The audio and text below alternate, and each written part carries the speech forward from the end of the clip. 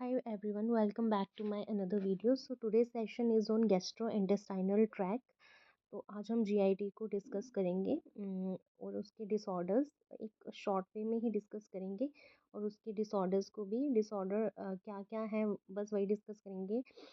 अगर आपको उनमें से कोई भी डिसऑर्डर की एक्सप्लेनेशन या एक थॉरो वीडियो चाहिए तो आप मुझे कमेंट में बता सकते हो। तो फर्स्टली हम जीआई ट्रैक का एक वो देख लेते हैं डायग्राम कि क्या होता है। तो सबसे पहले हमें पता है कि जीआई ट्रैक ईसोफेगस से स्टार्ट होके हमारा एनल कैनाल तक जाता है। तो first oral cavity tongue pharynx ये सारा हमारा इसी का ही पार्ट है, जीआई ट्रैक का ही, जिसमें सलाइवरी ग्लैंड्स भी आते हैं, parotid gland, sublingual gland, submandibular gland, and then we have oesophagus.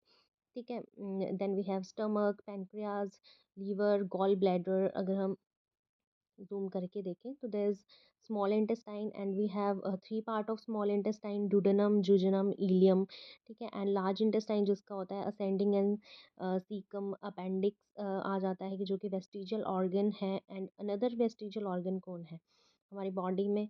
To vestigial organ है, एक तो अपेंडिक्स और सेकंड कौन सा है वो आप मुझे कमेंट में बताना। नेक्स्ट इज रेक्टम और लार्ज इंटेस्टाइन के पार्ट, और हमारे पास एक ट्रांसवर्स कलोन होता है जो कि ट्रांसवर्स सेक्शन में होता है।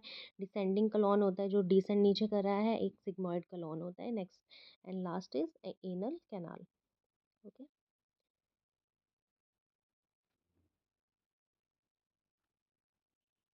या तो अभी हम डिस्कस करेंगे gastro intestinal tract.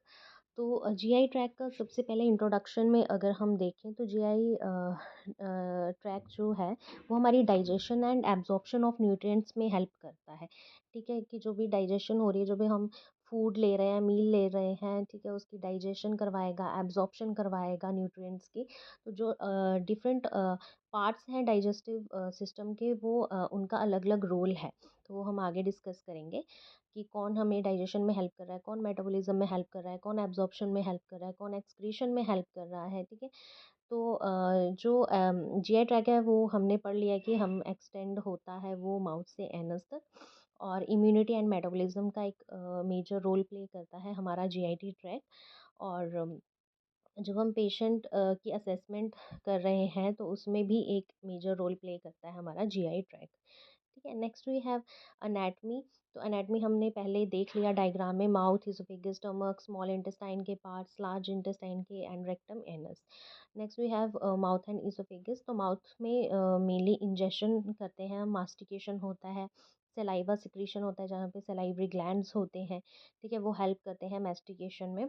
Next food जाता है इसोफेगस में, ट्रांसपोर्ट हो जाता है पेरिस्टालसिस मूवमेंट के थ्रू इसोफेगस में।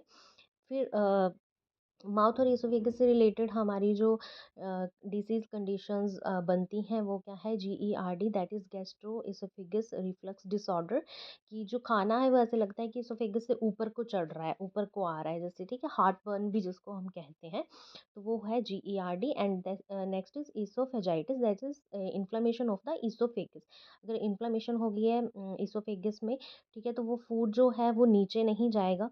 ठीक है, डिसेंड नहीं होगा, पेरिस्टालसिस मूवमेंट ढंग से नहीं होगी तो स्टमक में नहीं जाएगा। तो और उसकी वजह से क्या होगा, वहाँ पे इकट्ठा होता रहेगा फूड और एक जलन सी होना स्टार्ट हो जाती है, तो जिसको हम जीएआरडी और हार्ट बर्न कहते हैं। Next we have stomach. तो स्टमक क्या करता है? स्टोरेज करता है फूड का, मिक्सिंग करता है फूड की। ठीक है, डाइजेशन करता है प्रोटीन्स की। प्रोटीन की डाइजेशन जो है वो स्टमक में ही हो जाती है स्टार्ट।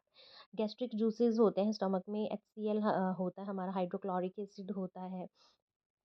ठीक है, पेप्सिन होता है, पेप्सिनोजेंस हमारे जो एंजाइम्स हैं वो स्टमक में प्रेजेंट होते हैं, तो जो कि डाइजेशन में हेल्प करते हैं। तो कॉमन कंडीशंस जो स्टमक में देखने को मिलती हैं, that is gastritis, inflammation of the stomach, या स्टमक की लेयर है उसमें इन्फ्लेमेशन देखने को मिलेगी, that is gastritis. And peptic ulcer की डिसीज़ भी हमें देखने को मिलती है।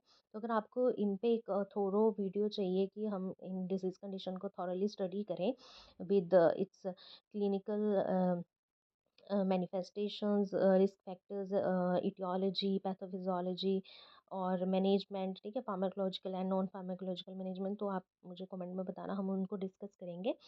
ठीक है, तो तो जो गैस्ट्राइटिस है मेनली ये स्ट्रेस की वजह से होता है, क्योंकि स्ट्रेस क्या करता है, एचसीएल की प्रोडक्शन को बढ़ा देता है, जिसकी वजह से जो स्टमक की स्किन है वो एक हिसाब से जलना स्टार्ट हो जाती है, तो वहाँ पे इन्फ्लामेशन हो जाएगी, एक वूंड जैसा वहाँ पे बनना स्टार्ट हो जाता है। और पेप्टिक अल्सर भी मेनली वही ही है कि जो अल्सर्स पेप्टिक अल्सर जो हैं वो स्टमक में बनना स्टार्ट हो जाते हैं, क्योंकि स्किन वहाँ पे जल रही है, तो वो वहाँ पे जो कंडीशन है वो अल्सर वाली वहाँ पे बन जाती है। स्मॉल इंटेस्टाइन एक मेजर साइट है डाइजेशन एंड एब्जॉर्प्शन का, मेनली एब्जॉर्प्शन जो है स्मॉल इंटेस्टाइन में हो जाती है। ड्यूडेनम क्या करता है, बाइल रिसीव करता है, एंड पैनक्रेटिक एंजाइम्स भी यहाँ पे प्रेजेंट होते हैं स्मॉल इंटेस्टाइन में। और जो कंडीशन है, हमें डायरिया देखने को मिलती है एंड माल एब्जॉर्प्शन सिंड्रोम देखने को मिलता है। ये माल एब्जॉर्प्शन सिंड्रोम मेनली हमें चिल्ड्रंस में देखने को मिलता है। एंड डायरिया स्मॉल इंटेस्टाइन में क्यों होता है, क्योंकि स्मॉल इंटेस्टाइन ही है जो फ्लूइड को बैलेंस को भी मेंटेन रखता है, डाइजेस्टिव ट्रैक्ट का जो फ्लूइड बैलेंस है उसको भी मेंटेन रखता है। तो यहाँ पे हमें डायरिया भी देखने को मिल जाता है कि अगर कोई इन्फ्लेमेशन हो गई है स्मॉल इंटेस्टाइन में, ठीक है, तो वो क्या करेगा कि फ्लूइड को अच्छे से रिटेन नहीं करेगा, ठीक है, बॉडी में एब्जॉर्ब नहीं करवाएगा, न्यूट्रिएंट्स को एब्जॉर्ब नहीं करवाएगा, जिसकी वजह से हमें वहाँ डायरिया वाली कंडीशन देखने को मिल जाएगी। ठीक है, कि जो फूड है वो एज इट इज़ लाइक जैसा हम खा रहे हैं वैसा ही एक्सक्रीट आउट होना स्टार्ट हो जाता है। Next we have large intestine, तो absorption of water and electrolytes करवाता है large intestine. Formation of faeces भी यही करवाता है। फीसिस लाइक जो भी हमारी प्रोसेस होती है डेफिकेशन की, उसके बाद स्टूल जो बनता है, ठीक है, faeces that is also known as faeces. तो वाटर एंड इलेक्ट्रोलाइट्स की एब्जॉर्प्शन करवाएगा लार्ज इंटेस्टाइन। और जब ये ढंग से नहीं होंगी, चीज़ें काम नहीं करेंगी, तो यहाँ पे डिजीज कंडीशंस बनना स्टार्ट हो जाएंगी, that is constipation and ulcerative colitis. Ulcerative colitis भी मेनली पीडियाट्रिक कंडीशन है, ठीक है। कॉन्स्टिपेशन भी यहाँ पे देखने को मिलेगा अगर वाटर इलेक्ट्रोलाइट यहाँ पे इम्बैलेंस हो जाएगा, ठीक है, सारा ही वाटर जो है ले लिया है फूड से लार्ज इंटेस्टाइन ने, तो वो जो हमारे फीसिस है वो हार्ड हो जाएंगी, ठीक है, तो उसकी वजह से वहाँ पे कॉन्स्टिपेशन देखने को मिलेगा। Next we have liver and gall bladder and pancreas. तो लीवर हमें पता है मेटाबॉलिज्म करवाता है, डिटॉक्सिफिकेशन करवाता है, एंड बाइल की सिक्रीशन करवाता है। गोल ब्लैडर क्या करता है, बाइल को स्टोर करता है, ठीक है। एंड पेनक्रियाज क्या करता है, इस पेनक्रियाज के पास डाइजेस्टिव एंजाइम्स होते हैं, मेनली इंसुलिन, ठीक है। इंसुलिन और कौन से एंजाइम्स होते हैं पेनक्रियाज के, वो आप मुझे कमेंट में बताना, ठीक है। एक तो इंसुलिन से रिलेटेड ही है, सेकंड वाला आप मुझे कमेंट में बताना। एंड कॉमन कंडीशंस क्या देखने को मिलती हैं, हेपेटाइटिस, लीवर की इन्फ्लामेशन से हेपेटाइटिस हो जाता है। कॉलीलिथियासिस भी देखने को मिलती है, अगर गॉल ब्लैडर में स्टोन्स हो गए हैं तो कॉलीलिथियासिस हो जाएगा। और गॉल ब्लैडर में अगर इन्फ्लामेशन हो गई है फिर उसकी वजह से आफ्टर कॉलीलिथियासिस, तो उसको कॉलीसिस्टाइटिस कहते हैं। And removal of gall bladder को हम कॉलीसिस्टेक्टमी कहते हैं, ठीक है। तो इसमें वो नहीं होना है, कंफ्यूज नहीं होना आपको।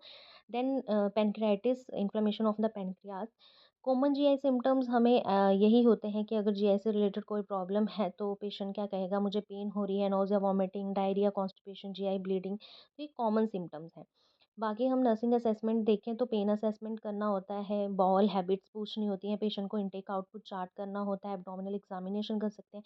एब्डोमिनल एग्जामिनेशन के 4 टाइप्स होते हैं, ऑस्कल्टेशन, इंस्पेक्शन, पाल्पेशन, परकशन, ठीक है। तो ये कैसे-कैसे इनको चारों को आप एक्सप्लेन करके मुझे कमेंट में बताना।